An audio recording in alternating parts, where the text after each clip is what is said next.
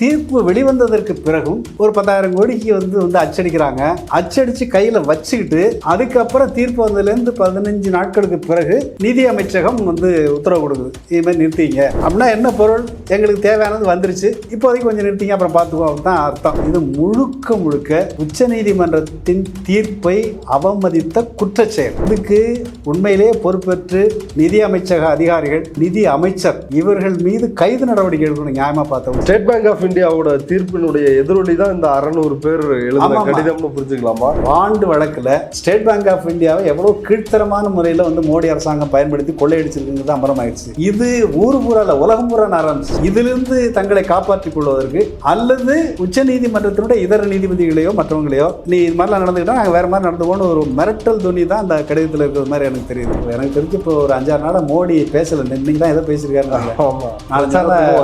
இருந்தாரு, எதுக்கு இருந்தான்னு தெரியல. நீதித்துறை முற்றாக சீர்குலைத்து நீதிபதி லோயா போன்ற நியாயமான நீதிபதிகளை கொலை செய்து இப்பொழுது கிரிமினல் ரவுடித்தனம் என்ற இவங்க வந்து நீதித்துறை கட்டுப்போச்சுன்னு கடிதம் எழுதி தன்னுடைய ஊழல் கிரிமினல் குற்றங்களை மறைக்க முயற்சிக்கிறார்கள் தான் அதில் நடந்துட்டு. இந்த தேர்தல் நிதி பத்திரங்கள் மூலமாக பாஜக அடித்திருக்கின்ற கொள்ளை, இந்த ஊழல்ன்றது இந்திய அளவில் மட்டுமல்ல உலக அளவில் மிகப்பெரிய ஊழல்.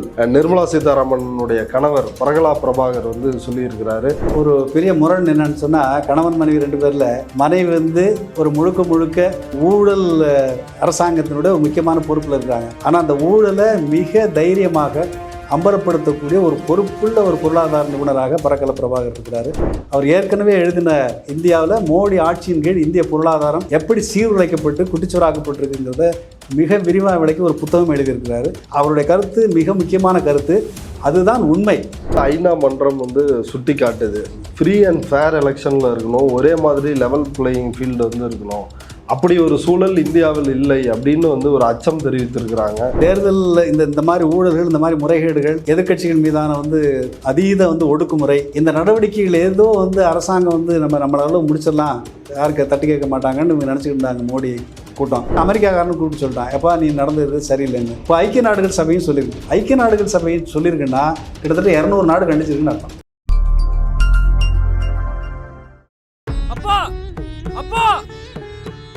ஏய் என்னப்பா? அப்பா கருப்பு பணத்தெல்லாம் மீட்டு நம்ம அக்கவுண்ட்ல போட்டாங்களாப்பா. ஏய் அப்படியாப்பா? அப்பா எனக்கு என் ஃப்ரெண்ட்ஸ் எல்லாருக்கும் வேலை கிடைச்சிருச்சுப்பா. ஏய் என்னப்பா சொல்ற, நிஜமாவா? அவா டேய் எந்தடா? நீ பாக்குறது, கேக்குறது, நினைக்கிறது எல்லாமே கனவுதான்டா. கனவா? கனவுதான்டா. இப்படி கட்டுக்கதைகளை இனியும் நீங்கள் நம்ப போகிறீர்களா? இந்தியாவை காக்க ஸ்டாலின் அழைக்கிறேன்.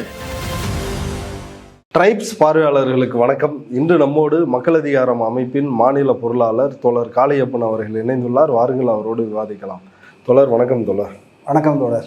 தோழர் ஒரு லேட்டஸ்டாக தேர்தல் நிதி பத்திரங்கள் தொடர்பாக ஒரு அப்டேட் வெளியே வந்திருக்குது.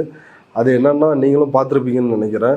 அதாவது உச்சநீதிமன்றம் கடந்த பிப்ரவரி 15ஆம் தேதி இந்த தேர்தல் நிதி பத்திரங்கள் அப்படின்ற இந்த மெத்தட் மூலமாக பணம் வாங்குறதே ஒரு அன்கான்ஸ்டியூஷனல் அப்படின்னு ஒன்றிய அரசிற்கு ஒரு உத்தரவை பிறப்பிச்சிருந்தாங்க. அந்த உத்தரவு வந்த 3 நாட்களுக்கு முன்பு ஒரு 10,000 தேர்தல் நிதி பத்திரங்களை அச்சிடுவதற்கு ஒன்றிய அரசு ஒப்புதல் கொடுத்துருக்குறாங்க. அந்த உத்தரவு வந்து 15 நாட்கள் கழித்து தான் அந்த தேர்தல் நிதி பத்திரங்களை அச்சடிப்பதை நிறுத்தி வைங்க அப்படின்னு சொல்லி ஒன்றிய அரசு நிதி அமைச்சகத்துக்கும் எஸ்பிஐக்கும் வந்து உத்தரவை கொடுத்துருக்குறாங்க. இதை எப்படி புரிஞ்சுக்கிறது? எந்த நம்பிக்கையில் தீர்ப்பு வர்றதுக்கு முன்னாடி அச்சடிக்க அனுமதி அளித்தாங்கன்றதை புரிஞ்சிக்க முடியுது. தீர்ப்பு வந்த பிறகும் ஒரு 15 நாட்கள் வந்து இந்த 10,000 தேர்தல் நிதி பத்திரங்கள், ஒன்று 1 கோடி மதிப்பிலான தேர்தல் நிதி பத்திரம், அதை அச்சடிக்கிறதுக்கான ஒரு டைமை கொடுத்துருக்குறாங்கன்னா இதை எப்படி புரிந்து கொள்வது? அதாவது இந்த தேர்தல் பத்திர மோசடி என்பது எல்லாருக்கும் தெரிஞ்சு, உலகத்தில் இவ்வளவு பெரிய மோசடியை வேறு எந்த அரசும் நமக்கு அண்மை கால வரலாற்றில் 100 வருஷத்து வரலாறுன்னு எடுத்துட்டா கூட எந்த கட்சி இவ்வளவு துணிச்சலாக இவ்வளவு சட்டவிரோத நடவடிக்கை செய்யவில்லை என்பது தான் முதல் உண்மை. ரெண்டாவது விஷயம் என்னென்னா, உச்ச நீதிமன்றத்தில் இந்த வழக்கு விசாரணைக்கு வந்த பிறகும் அவர்கள் அச்சடிக்கிறார்கள். அதுவே ஒரு பெரிய உச்சநீதிமன்றத்தை அவமதித்த செயல். ரெண்டாவது, தீர்ப்பு வெளிவந்ததற்கு பிறகும் ஒரு 10,000 கோடிக்கு வந்து அச்சடிக்கிறாங்க. அச்சடித்து கையில் வச்சுக்கிட்டு அதுக்கப்புறம் தீர்ப்பு வந்ததுலேருந்து 15 நாட்களுக்கு பிறகு நிதி அமைச்சகம் வந்து உத்தரவு கொடுக்குது, இதுமாதிரி நிறுத்திங்க. அப்படின்னா என்ன பொருள்? எங்களுக்கு தேவையானது வந்துருச்சு, இப்போதைக்கு கொஞ்சம் நிறுத்திங்க, அப்புறம் பார்த்துக்குவோம் அப்படின்னு தான் அர்த்தம். ஏன் அது நான் சொல்கிறேன்னு சொன்னால், அந்த ஆர்எஸ்எஸ்னுடைய தலைவர் ஒருத்தன் பேசியிருந்தா, ஹொசபாலாவே யாரோ ஒருத்தன், இது வந்து நாங்கள் வந்து ஒரு ட்ரையல் தான், இது இந்த தேர்தல் பாண்டுங்கிறது ஒரு ட்ரையல் தான், அதில் முன்ன பின்ன அப்புறமா பார்த்துக்கோன்னு. அப்போ ட்ரையல்லே இவ்வளோ அடிச்சிருக்கிறாங்க. இது முழுக்க முழுக்க உச்சநீதிமன்றத்தின் தீர்ப்பை அவமதித்த குற்றச்செயல். அதனால் இதுக்கு உண்மையிலே பொறுப்பேற்று நிதி அமைச்சக அதிகாரிகள், அதே போல் நிதி அமைச்சர், இவர்கள் மீது கைது நடவடிக்கை எடுக்கணும். நியாயமாக பார்த்தா உச்சநீதிமன்றத்தினுடைய தீர்ப்பு இப்படி மீறினது. அதனால் இது வந்து மிகப்பெரிய முறைகேடு.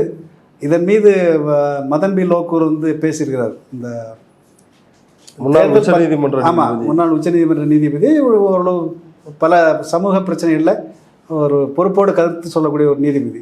அவர் என்ன சொல்லியிருக்கிறாருன்னு சொன்னால், இந்த எலக்ட்ரல் பாண்ட் சிஸ்டம் என்பது ஒரு சட்டவிரோதமானது என்ற தீர்ப்பு மட்டுமல்ல, இது நடைமுறைப்படுத்தப்பட்ட விதம் அது முழுக்க முழுக்க பல்வேறு தொழில் நிறுவனங்களை மிரட்டி காசு வாங்கி கொண்டு தான் இது நடந்திருக்கு. அதில் குயிட் ப்ரோக்கோ எக்ஸ்சேஞ்ச், அதாவது பணப்பரிவர்த்தனை நடந்திருக்கு என்பது பட்டவர்த்தனமாக இப்போ பல்வேறு, இப்போ ஏர்டெல்லேருந்து ஃபார்மா கம்பெனிஸ்லேருந்து இன்னும் பல்வேறு கம்பெனிகள் அவங்க மேலே ரெய்டு அடிக்கிறது. ரெய்டு அடித்த பிறகு அவன் வந்து பல கோடி ரூபா வந்து பத்திரத்தை வாங்கி கையில் கொடுப்பான். அதுக்கப்புறம் அவங்களுடைய வழக்குகள் மீது நடவடிக்கை நிறுத்தப்படும். இது எல்லா இதுலேயும் முறைகேடு வந்திருக்கு. நம்ம 50 கோடி 60 கோடி வாங்கிட்டு 14,000 கோடி 15,000 கோடி அளவுக்கான கான்ட்ராக்ட் கொடுக்கறது இந்த இப்போ மெகா இன்ஜினியரிங் கம்பெனி, அது மாதிரி எல்லாத்துலேயுமே. அதாவது பிஜேபி இதில் வாங்கியிருக்கிற இப்போ மற்ற கட்சிகளுக்கு வந்து சில மாநில ஆளுங்கட்சிகளுக்கு கொடுத்துருக்குறாங்கங்கிறதெல்லாம் ஒரு பக்கம் இருக்கட்டும். ஆனால் பிஜேபி வாங்கினது அத்தனைக்கும் நீங்கள் வந்து கைமாறாக இந்த பணத்தை வாங்கிட்டு தான் ஒன்று மிரட்டல் நடவடிக்கை கைவிட்டிருக்கான் அல்லது கான்ட்ராக்ட் கொடுத்துருக்கான். அப்போது இது ஒரு மிகப்பெரிய முறைகேடு. இதன் மீது வந்து ஒரு கடுமையான விசாரணை நடத்தப்பட வேண்டும் என்று மதன் பி லோக்கூர் சொல்லியிருக்கிறாரு. அது முழுக்க முழுக்க வரவேற்கப்பட வேண்டியது. இது குறித்து உண்மையிலே பெரிய விசாரணை நடத்தணும். ஒரு காலம் வந்து இந்தியா கூட்டணி ஆட்சிக்கு வந்தவுடன் முதலில் செய்ய வேண்டிய வேலையாக எதாக இருக்குன்னு சொன்னால், இதன் மீது விசாரணை நடத்தி இதில் சம்பந்தப்பட்டிருப்பவர்கள் மீது உடனடியாக வந்து கைது நடவடிக்கை எடுக்கப்படணுங்கிறது தான் நம்முடைய கருத்தை. அது செய்யணுங்கிறது தான் என்னுடைய.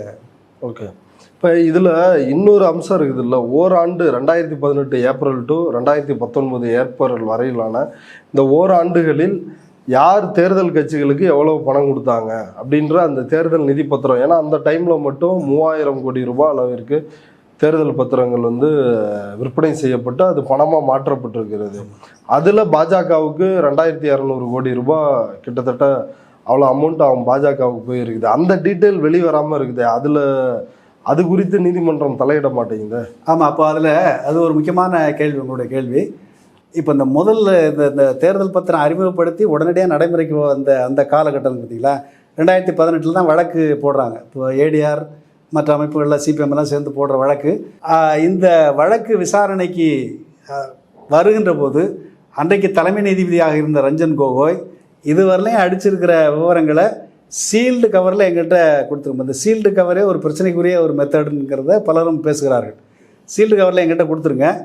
இனிமேல் அடிக்கின்ற இந்த தீர்ப்புக்கு பிறகு அடிக்கின்ற வந்து தேர்தல் பத்திரங்களை நீங்கள் வந்து விவரங்களை வந்து வெளியிட வேண்டும் என்று அவர் வந்து அந்த விசாரணையின் போது குறிப்பிடுகிறார். அந்த குறிப்பை வைத்துக்கொண்டு ஏற்கனவே உச்சநீதிமன்ற தலைமை நீதிபதியே இப்படி சொல்லிட்டாரு, ஆனால் நாங்கள் கொடுக்க மாட்டோம்னு சொல்கிறாங்க. ஆனால் இறுதி தீர்ப்பு அது வந்து ஒரு கோகோய் சொன்னது இறுதி தீர்ப்பு அல்ல.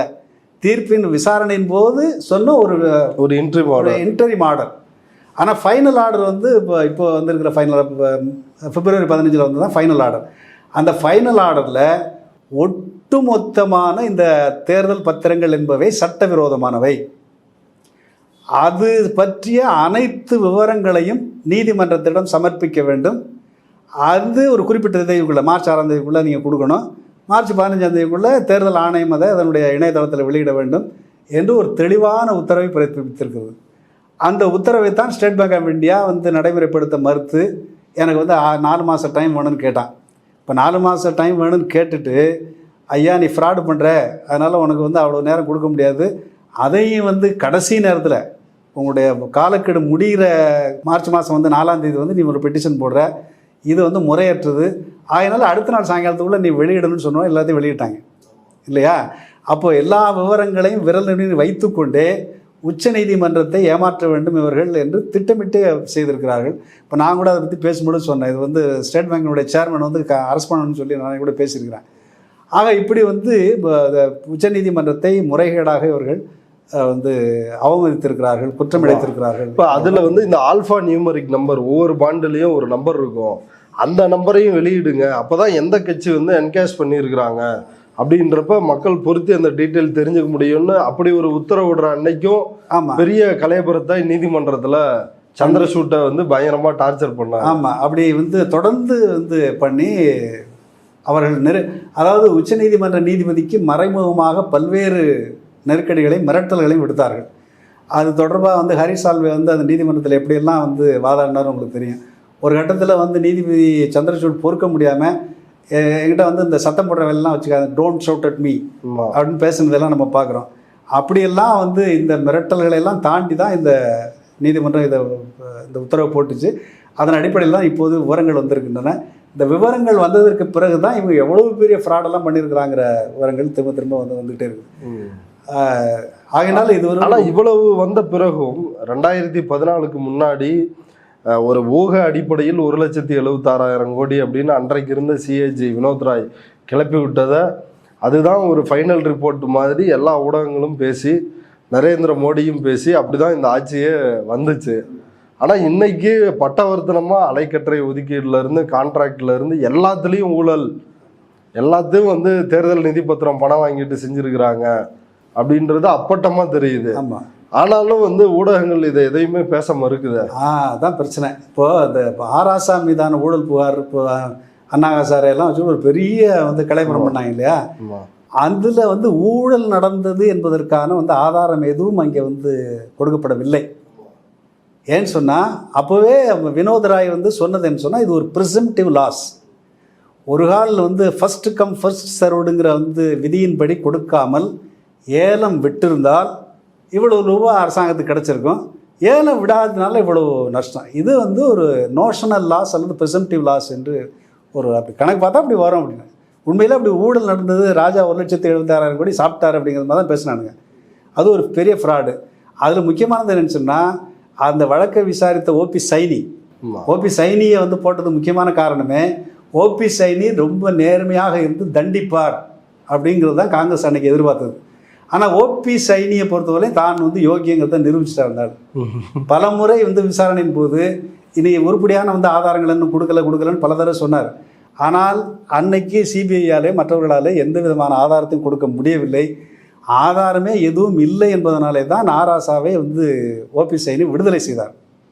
அப்போ ஆதாரமே இல்லாமல் இவ்வளோ பெரிய கலைபரம் பண்ணி ஊழல்னு பிரச்சாரம் பண்ணி ஆட்சிக்கு வந்த இவர்கள் வந்து இந்த டெலிகாம் துறையில், இந்த அலைக்கற்றை துறையில் வந்து என்ன செஞ்சுருக்கிறாங்க? எதை ஊழல் சொன்னானோ அதே ஊழல் தான் இப்போவும் செய்கிறான். இப்போவும் கூட உச்சநீதிமன்றம் அந்த கட்டத்தில் வந்து ஒரு தீர்ப்பு தெளிவாக சொன்னிச்சு. என்னன்னு சொன்னால் அலைக்கற்றை ஏலம் விட்டு தான் நீங்கள் வந்து நடத்தணும், நீங்கள் இந்த மாதிரி ஒரு ரூல் போட்டு செய்யக்கூடாது அப்படின்னு சொன்னிச்சு. ஆனால் இன்றைக்கி வந்து பிஜேபி மோடி அரசாங்கம் என்ன உத்தரவு போடுது? ஒரு எக்ஸிக்யூட்டிவ் ஆர்டர் மூலமாக நீங்கள் அலைக்கற்றையை ஒதுக்கீடு செய்யலாம், ஏலம் விட தேவையில்லை என்பதை இப்போது நடைமுறைப்படுத்துகிறாங்க. சட்ட திருத்தம் அப்போதான் 140 MPயை சஸ்பெண்ட் பண்ணிட்டு அதை ஒரு மணி பில்லா பாஸ் பண்ணியிருக்காங்க. இப்போ எதை ஊழல் சொன்னானோ, எந்த விதிமுறை ஊழல் சொன்னானோ அதை விட மோசமான ஒரு விதிமுறை அதிகாரிகள் வந்து பார்த்து அதே டைம்ல 150 கோடி ஏர்டெல் இருந்து வாங்கியிருக்கிறாங்க. ஏர்டெல்ட்ட ஒரு அட்மினிஸ்ட்ரேட்டிவ் ஆர்டர் மூலமா அலக்கற்றை ஒதுக்கீடு செஞ்சிருக்காங்க. ஒரு சிம்பிள் எக்ஸிக்யூட்டிவ் ஆர்டர், அந்த டிபார்ட்மெண்ட் செக்ரட்டரி ஒரு ஆர்டர் கொடுத்து நீ வாங்கிட்டு போடலாம். அப்போ இவ்வளவு பெரிய அயோக்கியத்தனத்தை இவன் ஊழலை பற்றி பேசுறதுக்கு இவர்களுக்கு எந்த யோகியதையும் கிடையாது, எந்த அருகதையும் கிடையாது. அதான் இன்றைக்கி இருக்கக்கூடிய நிலைமை. இந்த நிலைமையில தான் அதாவது இவ்வளோ ஊழலும் வெளியில் வந்ததுக்கு பிறகு இப்போ எப்படி ஊற்றி மூடலான்னு திருப்பி சுப்ரீம் கோர்ட்டை வந்து முயற்சி பண்ணி வழக்கை வந்து மீண்டும் விசாரணைக்கு இப்போ இந்த பார் அசோசியேஷன் பிரசிடென்ட் இருக்காங்க பாரு, ஆதேஷ் அகர்வால், ஆமாம், அவன் வந்து ஜனாதிபதி கடிதம் எழுதுறான். என்ன கடிதம் எழுதுறான்? இந்த தீர்ப்பை நடைமுறைப்படுத்தக்கூடாது. அப்போது உச்ச நீதிமன்றம் அடிப்படை அரசியல் சட்டத்தின் அடிப்படையில் அது வந்து ஒரு கஸ்டோடியன் ஆஃப் தி கான்ஸ்டிடியூஷன், இந்திய அரசியல் சட்டத்தின் பாதுகாவலர். இதுதான் அதனுடைய முக்கியமான ரோல்.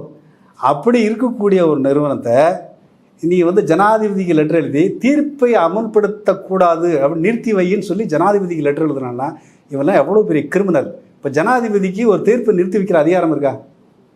எந்த அதிகாரம் கிடையாது. ஜனாதிபதி ஒன்றிய அரசாங்கத்தினுடைய ஒரு நிர்வாக தலைவர், அவ்வளோதான், ஒரு எக்ஸிக்யூட்டிவ் ஹெட், அவ்வளோதான், ஆளுநர் மாதிரி, அவ்வளோதான். முப்படைக்கும் தலைவர். நீதிமன்றத்தினுடைய தீர்ப்பை எப்படி இது பண்ண முடியும்? அப்போது இப்போ பகிரங்கமாக இந்த வந்து அரசு தலைவர் குடியரசுத் தலைவருங்கிற பதவியை கூட இவர்கள் வந்து ஒரு அடியாள் பதவி மாதிரி, இடி சிபிஐயை வந்து அடியாளாக பயன்படுத்துகிறான்னு நம்ம பேசிக்கிட்டு இருக்கோம். ஜனாதிபதியை அடியாளாக பயன்படுத்த முயற்சி பண்ணுறான்.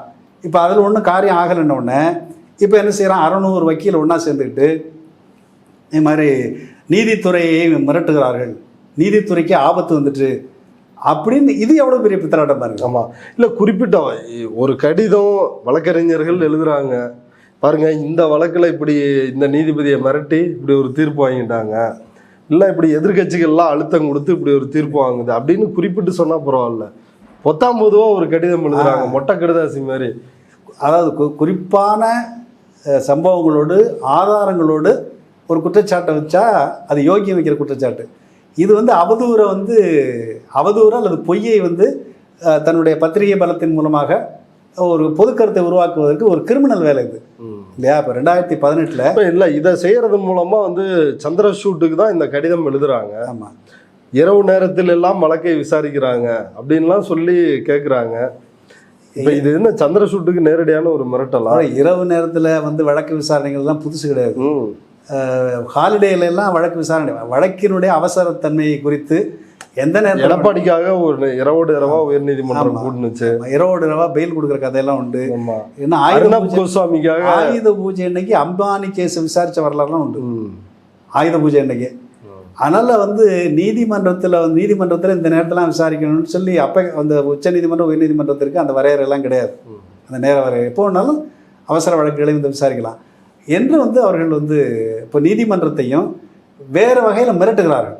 இப்போ 2010 ஸ்டேட் பேங்க் ஆஃப் இந்தியாவோட தீர்ப்பினுடைய எதிரொலி தான் இந்த 600 பேர் எழுதின கடிதம்னு புரிஞ்சுக்கலாமா? ஆமாம், state bank of India bond வழக்கில் ஸ்டேட் பேங்க் ஆஃப் இந்தியா அம்பலமாக இருக்குது. ஸ்டேட் பேங்க் ஆஃப் இந்தியாவை எவ்வளோ கீழ்த்தரமான முறையில் வந்து மோடி அரசாங்கம் பயன்படுத்தி கொள்ளையடிச்சிருக்குங்கிறது அம்பலமாயிடுச்சு. இது ஊர் பூரா இல்லை, உலகம் பூரா ஆரம்பிச்சு. இப்போ உலகம் பூரா நார்னதுக்கு இப்போ எனக்கு தெரிஞ்சு இப்போ ஒரு 5-6 நாளாக மோடி பேசலை, இன்னைக்கு தான் எதோ பேசியிருக்காருன்னு 4 நாள் மௌன விரதம் இருந்தார், எதுக்கு இருந்தான்னு தெரியல. அதனால் இப்போ இந்த அம்பலமானதுக்கு பிறகு இதிலிருந்து தங்களை காப்பாற்றிக் கொள்வதற்கு அல்லது உச்ச நீதிமன்றத்தினுடைய இதர நீதிபதிகளையோ மற்றவங்களையோ நீ இது மாதிரிலாம் நடந்துக்கிட்டால் நாங்கள் வேறு மாதிரி நடந்துக்கோன்னு ஒரு மிரட்டல் துணி தான் அந்த கடிதத்தில் இருக்கிறது மாதிரி எனக்கு தெரியுது. இந்த ஹரீஷ் சால்வேங்கிறது எப்படிப்பட்டவர் உங்களுக்கு தெரியும். அவன் ஏற்கனவே வந்து பனாமா பேப்பர்ஸுங்கிற மாதிரி சர்வதேச அளவில் ஊழல் புகாரில் வந்து சிக்கின ஒரு நபர், சாவப்போகிற வயசில் ஒரு சிறு பொண்ணை கல்யாணம் பண்ணிக்கிட்டான். இப்படி வந்து ஒரு அவனோட இப்போ பர்சனல் லைஃப் கூட எப்படியோ தொலையிட்டான். ஆனால் முழுக்க வந்து ஒரு அயோக்கியத்தனமான வந்து ஒரு நடவடிக்கை, ஊழல் நடவடிக்கையை உச்ச நீதிமன்றத்தில் போய் மிரட்டினான் அந்த ஆள். இப்படி தான் இதில் இந்த இருக்கக்கூடிய பிரச்சனை. இப்போ உண்மையிலேயே இவன் 600 பேர் சேர்ந்து கடிதம் எழுதியிருக்கிறான வந்து உச்ச நீதிமன்ற நீதிபதிகளுக்கு அவர்களுக்கு ஆபத்து வந்திருக்குது, நீதித்துறைக்கே ஆபத்துன்னு பேசுகிறானே. 2018 இந்த மோடி ஆட்சியினுடைய யோகியதையை பற்றி 4 முக்கியமான நீதிபதிகள், செல்லமேஸ்வர், அன்னைக்கு இருந்த ரஞ்சன் கோகோய், குரியன் ஜோசப், அப்புறம் வந்து நம்ம இப்போ இருக்கிற மதன் பி லோகோர், இவங்க 4 பேர் வெளியில் வந்து இது மாதிரி நீதித்துறை என்பதே உச்சநீதிமன்றமே மோசமாக போயிடுச்சு, அதனால ஜனங்க எமர்ஜென்சி பீரியட்ல எப்படி இருந்துச்சோ நீதிமன்றம் அந்த மாதிரி ஆயிடுச்சுன்னாங்க. அந்த மாதிரி ஆயிடுச்சுன்னு வெளிப்படையாக வந்து இந்திய நீதித்துறை வரலாற்றில் 4 மூத்த நீதிபதிகள் ஐயா இந்த நீதிமன்றம் மக்களுக்கு வந்து சேவையாற்ற தகுதியை இழந்துருச்சு, இந்த நீதிமன்றத்தை உண்மையிலே சுதந்திரமான நீதித்துறையாக இருக்கணும்னு சொன்னால் அதை மக்கள் தான் அதை வந்து பாதுகாக்கணும் என்று நேரடியாக பத்திரிகையாளர் சந்திப்பு நடத்தி இந்த பிஜேபி மோடி கும்பல் எப்படி நீதித்துறையை வந்து இப்போ சீரழித்தது என்பதை அவர்கள் பேசியிருக்கிறார்கள். இப்படி எல்லா அயோக்கியத்தனத்தையும் பண்ணிட்டு பேசுகிறாங்க இல்லையா? இப்போ பெரியார் வந்து இன அழிப்பு செய்ய சொன்னார்னு பேசுகிறாங்களே, இன அழிப்பு செய்ய சொல்லி பகிரங்கமாக மிரட்டல் விடுத்தது யாருன்னு சொன்னால் பிஜேபி சாமியார்கள் தான். இன அழிப்பை நடைமுறைப்படுத்திக்கிட்டு இருக்கிறவங்க அவங்க தான். ஆனால் பெரியார் வந்து சொன்னார்னு சொல்லி ஒரு பொய்யை வந்து பேசிகிட்டு இருக்காங்க. அது மாதிரி நீதித்துறை முற்றாக சீர்குலைத்து அந்த நீதிபதி லோயா போன்ற நியாயமான நீதிபதிகளை கொலை செய்து இவ்வளவு கிரிமினல் ரவுடித்தனம் பண்ணுற இவங்க வந்து இன்றைக்கி வந்து நீதித்துறை கெட்டு போச்சுன்னு கடிதம் எழுதி தன்னுடைய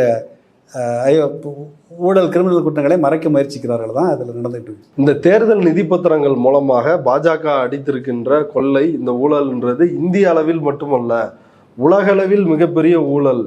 இதுக்கு கண்டிப்பாக வந்து பாஜக தேர்தலில் பதிலடியை சந்தித்தே தீருவாங்க அப்படின்னு நிர்மலா சீதாராமனுடைய கணவர் பிரகலா பிரபாகர் வந்து சொல்லியிருக்கிறாரு. அவருடைய கருத்தை எப்படி பார்க்குறீங்க நீங்கள்? இல்லை, ஒரு பெரிய முரண் என்னன்னு சொன்னால், கணவன் மனைவி 2 பேரில் மனைவி வந்து ஒரு முழுக்க ஒரு ஊழல் அரசாங்கத்தினுடைய ஒரு முக்கியமான பொறுப்பில் இருக்கிறாங்க. ஆனால் அந்த ஊழலை மிக தைரியமாக அம்பலப்படுத்தக்கூடிய ஒரு பொறுப்புள்ள ஒரு பொருளாதார நிபுணராக பிரகலா பிரபாகர் இருக்கிறார். அவர் ஏற்கனவே எழுதின இந்தியாவில் மோடி ஆட்சியின் கீழ் இந்திய பொருளாதாரம் எப்படி சீர்குலைக்கப்பட்டு குட்டிச்சுவராக்கப்பட்டிருக்குங்கிறத மிக விரிவாக விளக்கி ஒரு புத்தகம் எழுதியிருக்கிறாரு. அவருடைய கருத்து மிக முக்கியமான கருத்து. அதுதான் உண்மை. இந்த தேர்தல் நிதி பத்திரங்கள் குறித்த இந்த விவரங்கள்லாம் கிரவுண்டில் அதிக அளவு காமன் மேனை ரீச் ஆகிருக்குது. இது தேர்தலில் பிரதிபலிக்குன்றாரு. அது அந்த அளவுக்கு போயிருக்கா இந்த செய்தி? இல்லை, இது நிச்சயமாக, அதாவது போயிருக்கான்னா ஓரளவுக்கு அன்றாட அரசியல் நடப்புகளை கவனிக்கக்கூடிய எல்லார் மத்தியிலையுமே இது ஒரு மிகப்பெரிய தாக்கத்தை ஏற்படுத்தி இருக்குதுங்கிறது உண்மை. கிராமப்புறங்களில் படிக்காத வயதானவர்களுக்கு வேணுமானா அது தெரியாமல் இருக்கலாமே தவிர, மற்றபடி நான் சமயத்தில் ட்ரெயினில் போயிட்டு இருக்கும்போது ஒரு சாமியார் என்னோட வந்தான். அந்த ஆள் வந்து தேர்தல் பத்திரத்தை பற்றியெல்லாம் மோசடி பற்றியெல்லாம் ரொம்ப விரிவாக பேசுகிறான் அந்த ஆள். அதனால் சரி, சாமியார் ஏதோ பிச்சை எடுத்துகிட்டு நம்ம நினைக்கிறான். ஆனால் இந்த பிரச்சனைலாம் அவங்களுக்கு நல்லா தெரியுது. அதனால் அதுவே எனக்கு ஒரு இண்டிகேஷன் மாதிரி தான் தெரியுது. சமூகத்தில் மிகப்பெரிய அளவுக்கு இந்த தேர்தல் பத்திர ஊழல் என்பது மோடியினுடைய முகத்திரையே வந்து சுத்தமாக வந்து கிழிச்சிருக்குங்கிறது ஒரு உண்மை. அதை வந்து வெளியில் கொண்டுட்டு வந்ததில் உச்சநீதிமன்றத்தினுடைய பங்கு. அதே போல் இதை உச்சநீதிமன்றம் இப்படி ஒரு தீர்ப்பை தருகின்ற அளவுக்கு வலுவான ஆதாரங்களை வைத்த வழக்குரைஞர்கள், குறிப்பாக கபில் சிபல் போன்றவர்கள், உண்மையிலே அவர்கள் பாராட்டத்தக்க. அதனால தான் இப்போ வந்து இவங்க வந்து இந்த பிஜேபி வழக்கறிஞர்கள்லாம் இப்போ ஜனாதிபதி கடிதம் எழுதிட்டு இருக்கிறாங்க. ஓகே, இப்போ அடுத்ததாக இன்னொரு மிக முக்கியமான விஷயம், ஹேமந்த் சோரன் ஜெயிலில் இருக்கிறாரு. அரவிந்த் கெஜ்ரிவால் ஜெயிலுக்கு அனுப்பப்பட்டு விட்டார். ஏற்கனவே டெல்லியினுடைய துணை முதல்வர் மணிஷ் சிசோடியா, ஆம் ஆத்மியினுடைய நாடாளுமன்ற குழு தலைவர் சஞ்சய் சிங், அப்புறம் டெல்லியினுடைய முக்கிய அமைச்சர் சத்யேந்திர ஜெயின், இப்போ இவங்க எல்லாரும் சிறையில் இருக்கிறாங்க. கிட்டத்தட்ட ஆம் ஆத்மியில் பகவந்த் மான் பஞ்சாப் முதல்வர் அவர் மட்டும்தான் வெளியில் இருக்கிறார். கட்சியினுடைய முக்கிய தூண்கள் எல்லாரும் சிறைக்கு அனுப்பப்பட்டு விட்டார்கள். இப்படி ஒரு சூழலில் தொடர்ந்து இடி வந்து பயன்படுத்தப்பட்டு வருகிறது தேர்தல் அறிவிப்புக்கு பிறகு. இதற்கு எதிராக இன்னைக்கு இந்தியா கூட்டணி சார்பாக டெல்லியில் ஒரு மிகப்பெரிய போராட்டத்தை நடத்திட்டு இருக்கிறாங்க. இந்தியா முழுவதும் அனைத்து கட்சி இந்த இந்தியா கூட்டணியில் இருக்கிற தலைவர்கள் அதில் பங்கேற்று இருக்கிறாங்க. இன்னைக்கு நடக்கிற இந்த பேரணி, இந்த பொதுக்கூட்டம், இதை பற்றி உங்களோட கருத்து என்ன? அதான் இன்னைக்கு இந்த பேரணிங்கிறது ஒரு முக்கியத்துவம் வாய்ந்த ஒரு நிகழ்ச்சி. அதில் வந்து ப. சிதம்பரம் பேசியிருக்கிற ஒரு கருத்தும் இருக்குது, இப்போ ராகுல் பேசியிருக்கிற ஒரு முக்கியமான விஷயம் இருக்குது. முழுக்க இந்த தேர்தல் நியாயமாக நடக்குமா என்பதற்கான உத்தரவாதம் எதுவும் இல்லை என்கிற நிலையில் தான் இந்த தேர்தலில் இந்தியா கூட்டணி வந்து சந்திக்கிறத நம்ம பார்க்குறோம். ராகுல் காந்தி நல்லா தான் சொல்லியிருக்காரு. இப்போ இவிஎம், அதே மாதிரி இப்போ ஒன்றிய அரசினுடைய நிறுவனங்கள், இடி சிபிஐ போன்ற நிறுவனங்கள், அதே போல்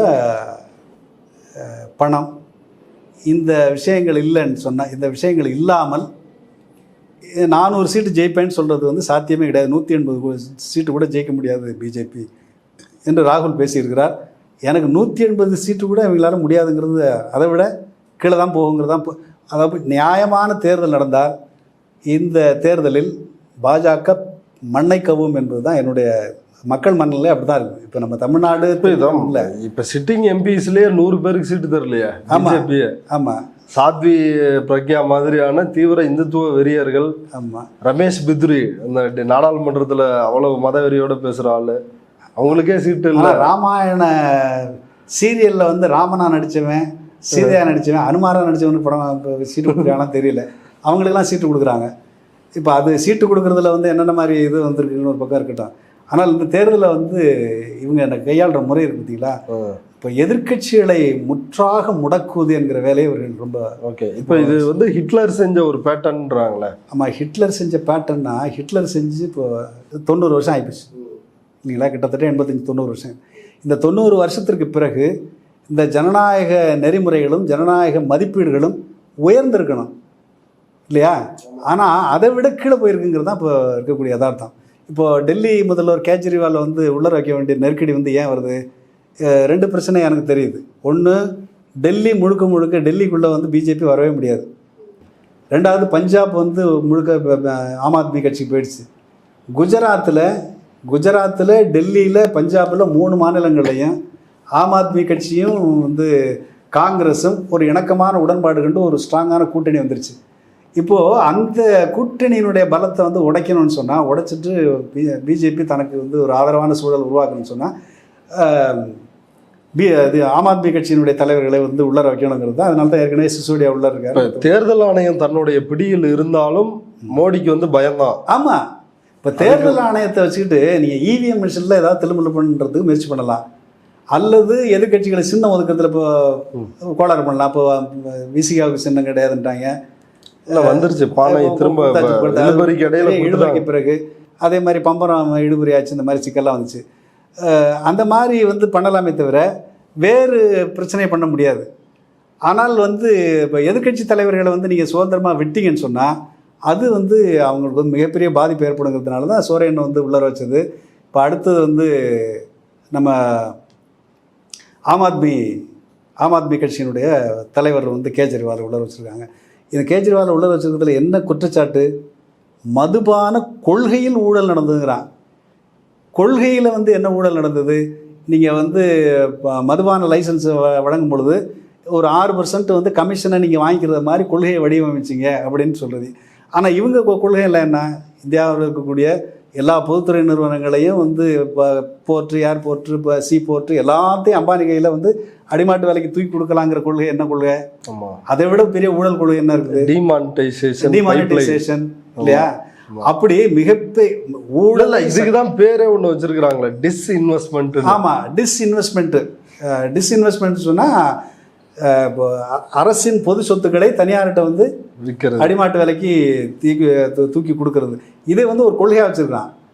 அதாவது ஒரு தேசத்தின் மக்கள் உழைப்பால் உருவாக்கப்பட்ட பொது சொத்துக்களை ஒரு தனியார் முதலாளிகளுக்கு அடிமாட்டு விலைக்கு தூக்கி கொடுப்பதை சட்டமாக்கி இருக்கிற ஒரு மிகப்பெரிய ஊழல் ஆட்சி இந்த ஆட்சி 10 வருஷத்தில். இவன் அங்கே மதுபானத்தில் வந்து ஊழல்னு சொல்லி தேர்தல் பத்திரமும் அதே மாதிரி தான். ஆமாம், அதுவும் ஊழல் பண்ணுறதுக்கு சட்டப்பூர்வமாக ஒரு சட்டத்தையே கொண்டு வந்து பண்ணிடுறாங்க. அப்போ முழுக்க வந்து எதிர்க்கட்சிகளை ஒன்று இந்த மாதிரி வழக்குகளில் சிக்க வைக்க முடக்குவது. 2வது, இப்போ அடுத்த வேலை ஆரம்பிச்சிட்டாங்க பார்த்தீங்களா.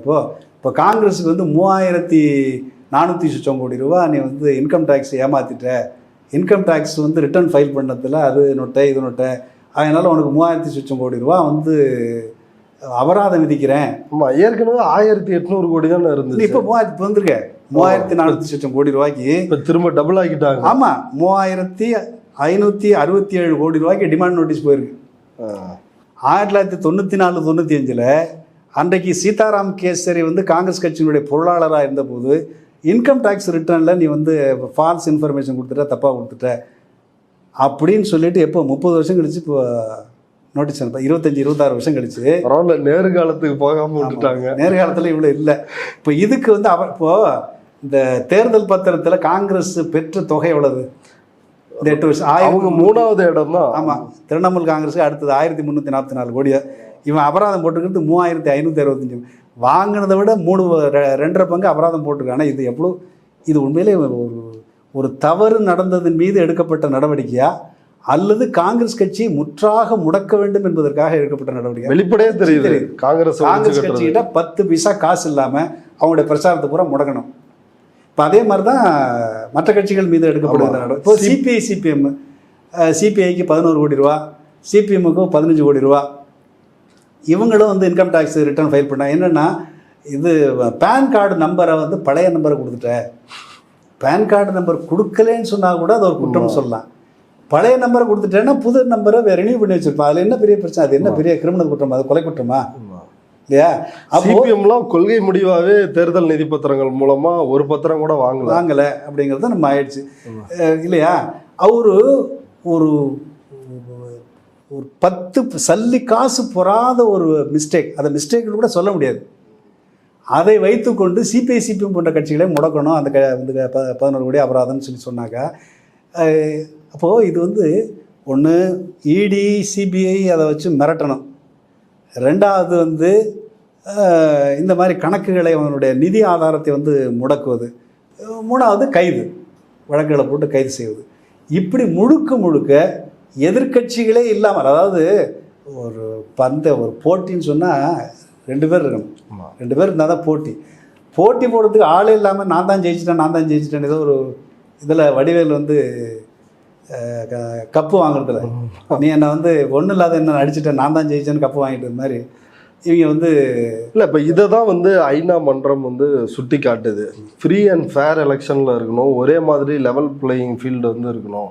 அப்படி ஒரு சூழல் இந்தியாவில் இல்லை அப்படின்னு வந்து ஒரு அச்சம் தெரிவித்திருக்கிறாங்க, ஒரு எதிர்ப்பை பதிவு செஞ்சுருக்கிறாங்க. அது பற்றி என்ன நினைக்கிறீங்க? இது ஒரு முக்கியமான அதாவது இப்போ தேர்தலில் இந்த மாதிரி ஊழல்கள், இந்த மாதிரி முறைகேடுகள், எதிர்க்கட்சிகள் மீதான வந்து அதீத வந்து ஒடுக்குமுறை, எதிர்க்கட்சிகளை முடக்குவது, இந்த நடவடிக்கைகள் ஏதோ வந்து அரசாங்கம் வந்து நம்மளால முடிச்சிடலாம், யாருக்கு தட்டி கேட்க மாட்டாங்கன்னு இவங்க நினச்சிக்கிட்டு இருந்தாங்க மோடி கூட்டம்.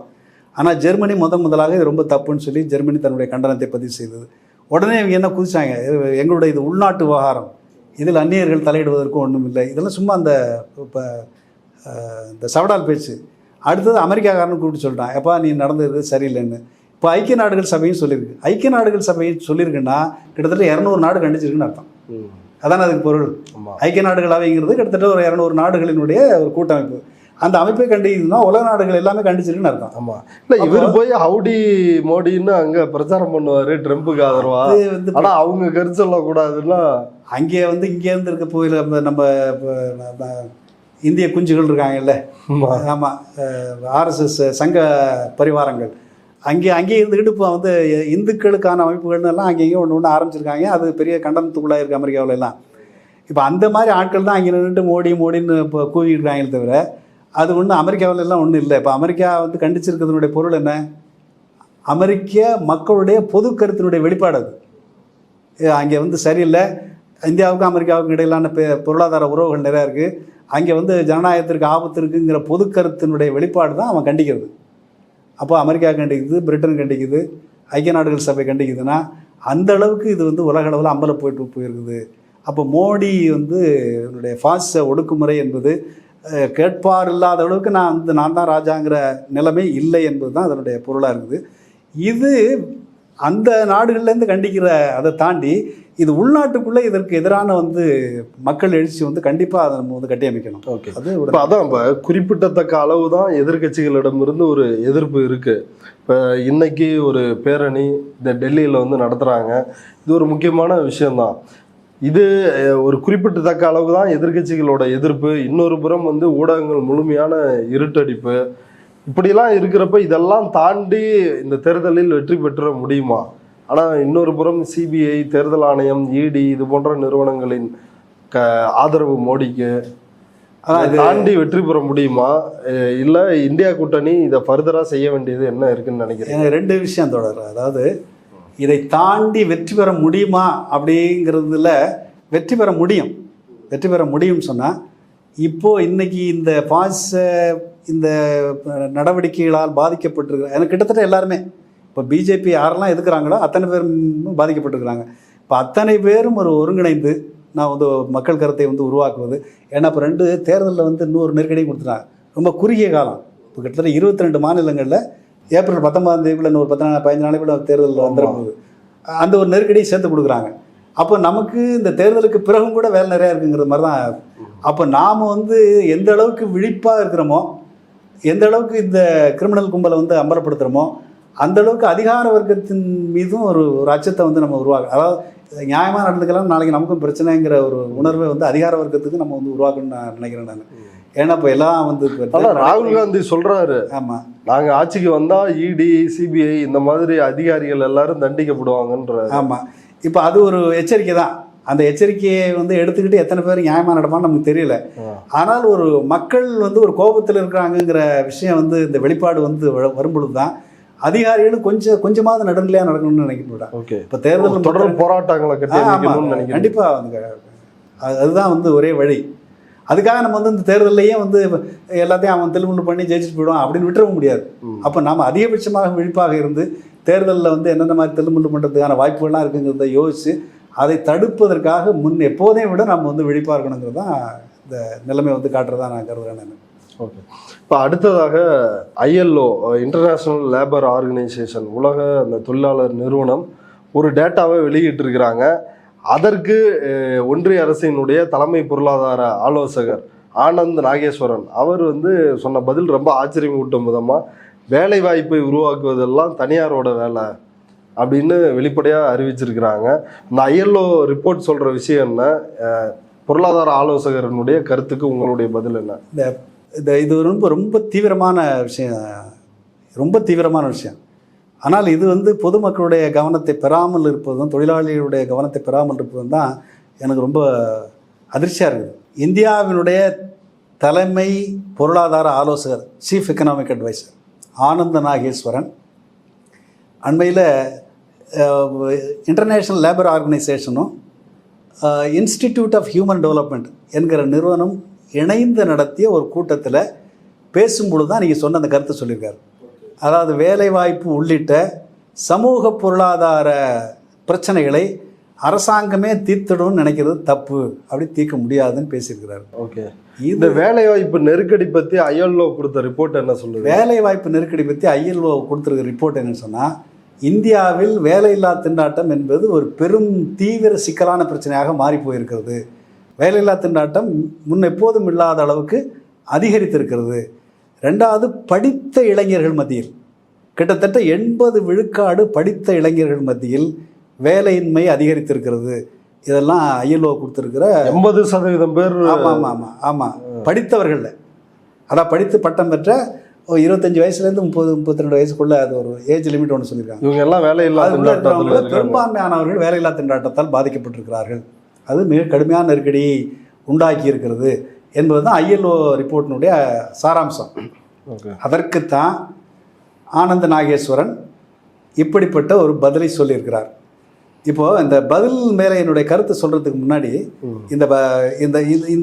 இந்த கருத்து சமூகத்தில் வந்து எந்த தாக்கத்தையும் ஏற்படுத்தாமல் யாருடைய கவனத்தையும் பெறாமல் அப்படி கடந்து போகிறதுக்கு பார்த்தீங்களா, அதுதான் ரொம்ப அதிர்ச்சிக்குரியதாக நான் கருதுகிறேன். தான் அனைத்து சமூக பொருளாதார பிரச்சனைக்கும் அரசு தீர்வு காணணும்னு நினைக்காதீங்க, வேலை கொடுக்கணும்னு நினைக்காதீங்கன்னு வெளிப்படையாக சொல்கிறேன். வெளிப்படையாக இப்படி பேச முடியும். இது வந்து யாருடைய கவனம், இப்போது ஒரு 2-3 வருஷங்களுக்கு பிறகு அக்னிபாத்னு ஒரு ஸ்கீம் கொண்டு வந்தாங்க. நிரந்தர நீண்டகால இராணுவ வீரர்கள் முறையை எடுத்துட்டு 4 வருஷம் 6 மாதம் பயிற்சி 3.5 மாதம் வேலை பார்த்துட்டு போகும்போது கொஞ்சம் காசு கொடுப்போம் எடுத்துகிட்டு போ அவ்வளோதான் என்று ஒரு இராணுவ முறையை கொண்டு வந்தார்கள். அதற்கு எதிராக மிகப்பெரிய போராட்டங்கள் பீகார், உத்தரப்பிரதேசம், உத்தரகாண்டில் எல்லாம் மிகப்பெரிய போராட்டம் நடந்துச்சு. பஞ்சாப்ல எல்லாம் தெரியும், ரயில் பெட்டியெல்லாம் கொடுத்துனாங்க. அப்பொழுது ஏன்னா அந்த மாநிலங்களில் இராணுவத்தில் சேருவது என்பது தான் ஒரு முக்கியமான வந்து அரசு வேலைவாய்ப்பு. பெரிய பதவிகளெல்லாம் வந்து உயர் சாதியினர் ஆக்கிரமிச்சுக்குவாங்க. அந்த OBC கீழே இருக்கிறவங்களுக்கெல்லாம் இராணுவம் தான் ஒரே வேலைவாய்ப்பு. அது பறிபோகுதுன்னு சொன்னோன்னே இவ்வளோ பெரிய போராட்டம் நடந்துச்சு. அதுக்கு அடுத்து உத்தரப்பிரதேசத்தில் வந்து ரயில்வேக்கு வந்து இப்போ ஆள் எடுக்கிறதுல வந்து ஊழல் நடந்துச்சுன்னு சொல்லி ஒரு மிகப்பெரிய போராட்டம் நடந்துச்சு. அதுவும் இந்த மாதிரி அடிதடி கழகத்துலலாம் போய் முடிச்சு. இப்போ இந்த வருஷத்தினுடைய தொடக்கத்தில் வந்து உத்தரப்பிரதேசத்தில் வந்து போலீஸுக்கு ஆள் எடுக்கிறதுல வந்து கொஸ்டின் பேப்பர் லீக் ஆகிடுச்சு அப்படிங்கிற விவகாரம் ஒரு பெரிய போராட்டமாக மாறிச்சு. அப்போது நேரடியாக வேலைவாய்ப்புகள் பறிபோகின்றன என்பது நேரடியாக தெரியும் போது மக்கள் இவ்வளோ பெரிய போராட்டங்களையெல்லாம் நடத்துகிறாங்க. ஆனால் அரசாங்கத்திற்கு வேலை அளிக்கின்ற பொறுப்பு கிடையாது, அது நீ வேற எங்கேயாவது பார்த்துக்க என்று ஒரு பொருளாதார ஆலோசகர், இந்த CEA சீஃப் எக்கனாமிக் அட்வைசர், இவன் வந்து இவனுடைய ரேங்க் என்னன்னு சொன்னால் செக்ரட்டரி டு கவர்மெண்ட் ரேங்க், தலைமை செயலாளர் ரேங்கில் இருக்கிறான். பொருளாதார பிரச்சனைகளை பற்றி அலசி ஆராய்ஞ்சு அரசாங்கத்துக்கு ரிப்போர்ட் கொடுக்குறவன். இந்த பட்ஜெட்டுக்கு முன்னாடி வந்து report pre budget economic survey கொடுக்குறாங்களே, அதெல்லாம் CEA தான் கொடுக்கணும். இப்படிப்பட்ட பொறுப்பில் இருக்கக்கூடிய ஒரு நபர் வேலை வாய்ப்பெல்லாம் நாங்கள் கொடுக்க முடியாது, நீ வெளியில் போய் பார்த்துக்க அப்படின்னு சொல்லுகிறாருன்னு சொன்னால் இந்த துணிச்சல் எங்கேருந்து வந்தது இல்லையா? இதை பற்றி இப்படி ஒரு அரசாங்கம் மோடி வந்து 2014 தேர்தலில் வாக்குறுதி கொடுத்தார், நாங்கள் ஆட்சிக்கு வந்தால் 2 ஆண்டுக்கு 2 கோடி பேர். அது நிறைவேறல. இப்போ ஒரு 4-5 மாதத்துக்கு முன்னாடி நாங்கள் வந்து எங்களுடைய ஆட்சி இன்னும் அடுத்த 18 மாதங்களில் நாங்கள் 10 லட்சம் மத்திய அரசு பணிகளை நாங்கள் நிரப்பப் போகிறோம்னு சொல்லி சில ஆயிரம் பேருக்கு வேலை கொடுத்தாங்க. அது இன்னும் முடியலை. ஆனால் இன்றைய தேதியில் ஒன்றிய அரசில் மட்டும் கிட்டத்தட்ட 30 லட்சம் காலி பணியிடங்கள் இருப்பதாக சொல்லப்படுகிறது. இவ்வளோ காலி பணியிடங்களை வச்சுக்கிட்டு நாங்கள் நிரப்ப மாட்டோங்கிறது ஒரு பக்கம் இருக்கட்டும். அப்போது அரசினுடைய இந்த ILO வந்து எதுன்னு சொன்னால், சர்வதேச அளவிலையும் பல்வேறு நாடுகளுக்கு இடையிலையும் ஒரு ஒருங்கிணைப்பை உருவாக்கி இந்த நாட்டில் இருக்கக்கூடிய உலகம் முழுவதும் இருக்கக்கூடிய தொழிலாளிகளுக்கு நியாயமான சம்பளத்தை, ஒரு கண்ணியமான வாழ்க்கையை உத்தரவாதம் செய்வதை பொறுப்பாக ஏற்றுக்கொண்டிருக்கிற அமைப்பு தான் ILO. அந்த அமைப்பில் போய் தான் அந்த பொறுப்பெல்லாம் நாங்கள் வச்சுக்க மாட்டோம்னு ஒருத்தர் பேசுகிறான். இதை பேசியதற்கு பிறகு தலைமை பொருளாதார ஆலோசகர் அரசாங்கத்தினுடைய கொள்கைக்கு எதிராக மட்டும் இல்லை, அரசியல் சட்டத்திற்கு எதிராகவும் பேசுகிறார். அரசியல் சட்டத்தினுடைய வழிகாட்டும் கோட்பாடுகளை தெளிவாக இருக்குது. இந்தியாவில் இருக்கக்கூடியவங்களுக்கு ஒரு கண்ணியமான வாழ்க்கையை உத்தரவாதம் செய்ய வேண்டியது, ஒரு நியாயமான சம்பளத்தை வந்து உத்தரவாதம் செய்வது தான் அரசாங்கத்தினுடைய பொறுப்புன்னு இருக்குது. இப்போ அரசியல் சட்டத்திற்கு எதிராக, அரசு பொதுவாக வழங்கியிருக்கிற வாக்குறுதிகளுக்கு எதிராக ஒரு தலைமை பொருளாதார ஆலோசகர் பேசுகிறார். அதை ஃபினான்ஸ் மினிஸ்ட்ரி கண்டுக்கலை, லேபர் அண்ட் எம்ப்ளாய்மெண்ட் மினிஸ்ட்ரி கண்டுக்கலை, பிரதம மந்திரி கண்டுக்கலை, எல்லாரும் வாய மூடிட்டு இருக்காங்க. அவங்களே கஷ்டத்தில் இருக்கிறாங்களே. நிர்மலா சீதாராமன் போட்டியிடுவதற்கே பணம் இல்லை. ஏன்னா 12,000 கோடி ரூபா தேர்தல் பத்திரத்தில் காசை வாங்கி வச்சுக்கிட்டு எனக்கு போட்டி போகிறதுக்கு அவன் பிஜேபியில் நிற்கிறவன் பாரு, அவன் சொந்த காசை மட்டுமா செலவு பண்ணுறான். சொந்த காசை செலவு பண்ணுறதுக்கும் இருக்குது. ஆனால் கட்சி ஏராளமாக தேர்தலில், தமிழ்நாட்டு தேர்தலெல்லாம் வாரி இறைச்சானுங்க. இப்போ போன 2021 தேர்தலெல்லாம் இப்போ அவ்வளவு காசை வச்சுக்கிட்டு நாடகம் ஆடுறாரு. நிர்மலா சீதாராமன் தெரியும், எங்கே இருந்தாலும் தோற்று போகணும்னு தெரியும். நிர்மலா சீதாராமனுடைய ஸ்டேட்மெண்ட்டு மொத்த பிஜேபியினுடைய யோகியதையை வந்து காட்டுற ஸ்டேட்மெண்ட்டு தான் அது. காசா பிரச்சனை அவங்களுக்கு. அதனால் வந்து யாரும் அதை பற்றி கண்டுக்கல. இதுதான் ரொம்ப அச்சமூட்டக்கூடிய ஒரு செய்தியாக வந்து நான் பார்க்குறேன். தொடர்ந்து நீங்கள் வந்து ஒரு அரசாங்கத்துக்கு வந்து வேலை வாய்ப்பை வந்து உருவாக்கி கொடுக்குறதுல எனக்கு பொறுப்பு இல்லைன்னு சொன்னால், இப்போ எந்த ஆணியை பிடுங்குறதுன்னு அங்கே இருக்க? இதான் நம்ம கேட்க வேண்டிய கேள்வி. அப்போது இதெல்லாம் கொடுக்க முடியாதுன்னா எதுக்கு அந்த பதவியில் இருக்குத? நீ வெளியில் வரணும்ல. இப்போது இன்னொரு பிரச்சனை சேர்ந்துருக்குது. மோடி இதை பற்றி வாயை திறக்கலை. ஆனால் இன்னொரு நிதி ஆயோக் அதனுடைய CEO வந்து ஒரு அறிக்கை வெளியிடுறான். ஏன்னா இந்தியாவில் கடந்த 5 ஆண்டுகளில் நாங்கள் 25 கோடி பேரை வறுமையிலிருந்து மீட்டு விட்டோம். இந்தியாவில் வறுமை என்பது 5% குறைவாக கீழே போயிடுச்சு. உடனே மோடி தூக்கிட்டு என்ன பேசுகிறாருன்னா, இந்தியாவில் நாங்கள் 25 கோடி மீட்டுட்டோம், வறுமை இந்தியாவில் 5 கோடிக்கு கீழே போயிடுச்சு. இந்த 24 தேர்தல் நாங்கள் ஜெயிச்சு வந்தோம்னா இந்தியாவில் ஏழ்மையே இருக்காது என்று ஒரு பித்தலாட்டம். நீ அவன் சொன்னதை உடனே தூக்கிட்டு பதில் சொல்கிற. இப்போது நான் ஆனந்த நாகேஸ்வரன் சொன்னதுக்கு பதில் சொல்லணுமா இல்லையா? அப்போது இது இவ்வளோ பெரிய இல்லை. அவங்க மாதம் ஒரு 5 கிலோ ரேஷனில் தர்றாங்க இல்லையா இந்தியா முழுக்க, அதுதான் அவங்க வந்து வறுமையை ஒழிச்சிட்டோன்னு நினைக்க வைக்கிறது. இல்லை அதுலேருந்து வறுமை ஒழிஞ்சிருமா? எப்படி ஒழியும்? 5 கிலோ வச்சு என்ன பண்ணுறது? 2047 இந்தியாவை ஒரு வளர்ந்த நாடாக நாங்கள் மாற்றப் போகிறோம். விஸ்வகுருவா. ஆமாம், விஸ்வகுரு. இப்போ விக்சித் பாரத்னு ஒரு யாத்திரை நடத்துகிறாங்க. விக்சித் பாரத்னா டெவலப்டு இந்தியா. 2047 developed India. இப்போது டெவலப்டு நேஷன் என்று சொல்லப்படுகின்ற வளர்ந்த நாடுகளில் என்ன நிலவரம்? இப்போது வேலையில்லா திண்டாட்டம்ங்கிறது ஒரு காம்ப்ளெக்ஸான இஷ்யூ தான். ஒரு முதலாளித்துவ நாடுகளில் வேலையில்லா திண்டாட்டம் என்பது தவிர்க்கவே முடியாத ஒரு விஷயம். ஏன்னா லாபம் சம்பாதிக்கணும்னு சொன்னால், கொள்ள லாபம் அடிக்கணும்னு சொன்னால் ஒரு மலிவான கூலிக்கு தயாராக இருக்கக்கூடிய ஒரு ரிசர்வ் பட்டாளம் வேணும். அந்த பட்டாளத்தை உருவாக்கி வைத்திருப்பதனுடைய வெளிப்பாடு தான் வேலையில்லா திண்டாட்டம். அது ஒன்றும் ஒரு சமூக பிரச்சனை கிடையாது. முதலாளிகளுடைய லாப வெறியால் உருவாக்கப்பட்ட ஒரு சோஷியல் இஷ்யூ. இப்போ அது எல்லா நாடுகள்லையுமே இருக்குது. வளர்ந்த நாடுகள்லையுமே வேலையில்லா திண்டாட்டம் இருக்குது. ஆனால் அந்த நாடுகள் எல்லாம் என்ன செய்கிறான்? வேலை இல்லாமல் இருந்தால் அவர்களுக்கு கண்ணியமான வாழ்க்கைக்கு உத்தரவாதம் தருகின்ற அளவுக்கு அரசாங்கம் அவனுக்கு காசு கொடுக்குறான். இப்போது ஐரோப்பிய நாடுகளெல்லாம் எடுத்துக்கிட்டிங்கன்னு சொன்னால், நீங்கள் வந்து ஒரு வேலையில் இருக்கீங்க, அந்த வேலை போயிடுச்சு அப்படின்னு சொன்னால் ஒரு குறிப்பிட்ட காலத்துக்கு நீங்கள் பார்த்த வேலையில் என்ன சம்பளம் வாங்கினீங்களோ அதில் 75% கொடுத்துட்றான். நீங்கள் மந்த்லி அலவன்ஸ் கொடுத்துட்றான். உங்களுக்கு வேலையே கிடைக்கலன்னு சொன்னால் குறைந்தபட்ச வந்து ஊதியம் சொல்லி ஒவ்வொரு நாட்டில் நிர்ணயம் பண்ணியிருக்கான். அந்த குறைந்தபட்ச ஊதியத்தில் 75 to 80% உங்களுக்கு கொடுத்துட்றான். நம்ம மாதிரி 500 ரூபா 1000 ரூபாலாம் கிடையாது. ஒருத்தர் வேலைக்கு போனால் எவ்வளோ கிடைக்குமோ அந்தளவுக்கு வந்து வேலை இல்லாத அலவன்ஸ் என்பது இப்போ வளர்ந்த நாடுனுடைய அளவுகோல் அல்ல, வளர்ந்த நாடு என்று சொல்லப்படுவதற்கான வந்து அளவீடு அப்படி தான் வச்சுருக்கான். நீ வந்து எனக்கு பொறுப்பே இல்லைன்னு சொல்லி பேசுகிற. இது எவ்வளோ பெரிய அயோக்கியத்தனது இல்லையா? அப்போது இது மிகப்பெரிய பிரச்சனை. இதுதான் அரசாங்கத்தினுடைய கொள்கை. நான் என்னுடைய வேலை என்னென்னா உங்ககிட்ட இருக்கிறதெல்லாம் பிடிங்கி அம்பானி கொடுப்பேன், அதானி கொடுப்பேன். இப்போ சமீபத்தில் ஒரு கார்ட்டூன் ஒன்று பார்த்தேன், ரொம்ப அற்புதமான கார்ட்டூன். நீங்கள் பார்த்தீங்களா என்னன்னு தெரியல. ஒரு பசுமாடு இருக்குது. அந்த பசுமாடு பிஜேபிங்கிற பசுமாடு. அது இந்தியாங்கிற ஒரு இலையை வந்து திங்குது. தின்னுட்டு பால் கறக்கிற பாலெல்லாம் அம்பானி அதானிக்கு போகுது. அது போடுற சாணி நம்முடைய ஏழை மக்களுக்கு வருது. இப்படி ஒரு கார்ட்டூன். இந்த பிஜேபி வந்து எவ்வளவு மக்கள் விரோத அரசு என்பதை மிக அற்புதமாக காட்டுகின்ற ஒரு கார்ட்டூன் அது. அதுதான் இப்போ நடந்துகிட்டு இருக்கு. இந்தியாவில் வந்து நீங்கள் வந்து டேக்ஸ் டு ஜிடிபி ரேஷியோன்னு ஒன்று சொல்லுவாங்க. இந்தியாவில் இவ்வளவு ஏழைகள் இருக்கக்கூடிய ஒரு நாட்டில் டேக்ஸ் வந்து கம்மி. இப்போது வளர்ந்த நாடுகள் எல்லாம் டேக்ஸ் டு ஜிடிபி ரேஷியோ 30% இருக்குது. அதாவது இப்போ இதில் நம்ம நேயர்களுக்கு சொல்லணும், கொரோனா லாக்டவுனில் ஒரு 4 அதிகாரிகள் நிதி அமைச்சகத்துக்கு கீழே இயங்குறவங்க அதிக அளவில் வருமானம் ஈட்டுகின்ற முதலாளிகளுக்கு வரி கூடுதலாக போடலாம் அப்படின்னு சொல்லி ஒரு முடிவு எடுக்கிறாங்க.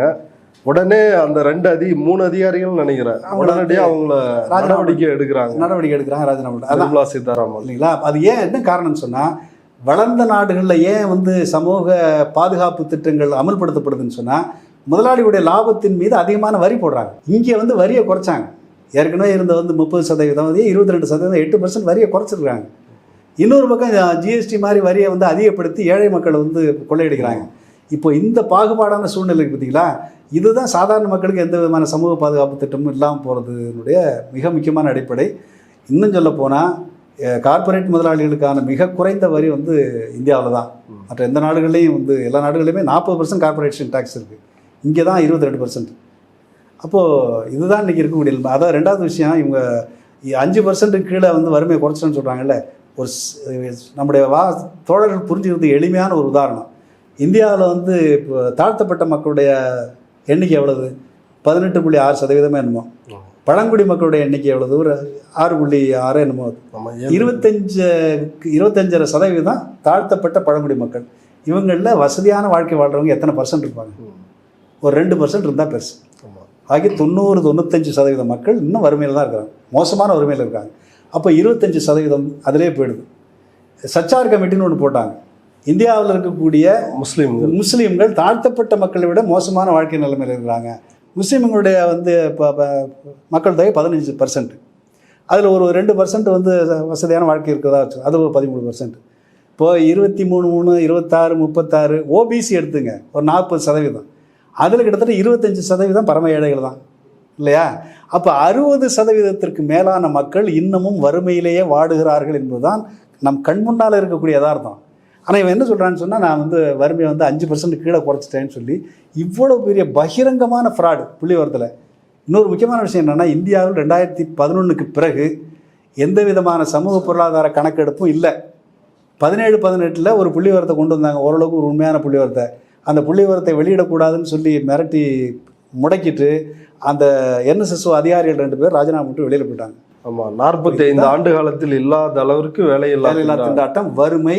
இன்னும் சொல்ல போனால் இன்னொரு முக்கியமான ஒரு விஷயம், அது நம்முடைய வாசகர்களுக்கு சொல்லணும். இந்த 0 ஃபுட் அப்படின்னு சொல்லி ஒரு கணக்கு இருக்குது. 6 மாதத்திலிருந்து 2 வயதிற்குட்பட்ட குழந்தைகள் 24 மணி நேரத்தில் தாய்ப்பால் மட்டுமே பருகி வேறு சாலிட் ஃபுட்டு சாப்பிட முடியாத நிலைமையில் இருக்கக்கூடிய குழந்தைகளுடைய எண்ணிக்கை உலகத்திலே 3 நாடுகள் தான் ரொம்ப அதிகம். அதில் இந்தியா ஒரு நாடு. 20% குழந்தைகளுக்கு ஒரு 24 மணி நேரத்துக்கு வந்து ஒரு சத்தான உணவு கிடைக்கல. இப்போ அதே போல் யுஎன்டிபிங்கிற ஐநா நிறுவனம் ஒன்று சொல்லியிருக்கு, இந்தியாவில் 74 விழுக்காட்டு மக்கள் இன்னமும் குறைந்தபட்ச சத்துணவை பெற முடியாதவர்களாக 74% இந்தியர்கள் இருக்கிறார்கள் என்று யுஎன் வந்து டெவலப்மெண்ட் ப்ரோக்ராமுடைய ரிப்போர்ட் இருக்குது. இதுதான் யதார்த்தம். ஆனால் இவங்க என்ன சொல்கிறாங்கன்னா, 5 வருஷத்தில் வந்து 25 கோடி பேரை மீட்டுட்டோம், வந்து 5% கீழே, அடுத்த ஆட்சிக்கு வந்தால் ஏழே இருக்காதுன்னு அடிக்கிறாங்க. பொறுத்திருந்து பார்க்கலாம் தோழர். இவ்வளவு நேரம் எங்களுடைய பார்வையாளர்களுக்காக பல்வேறு கருத்துக்களை முன்வைச்சதுக்கு ரொம்ப நன்றி. ரொம்ப நன்றி தோழர்.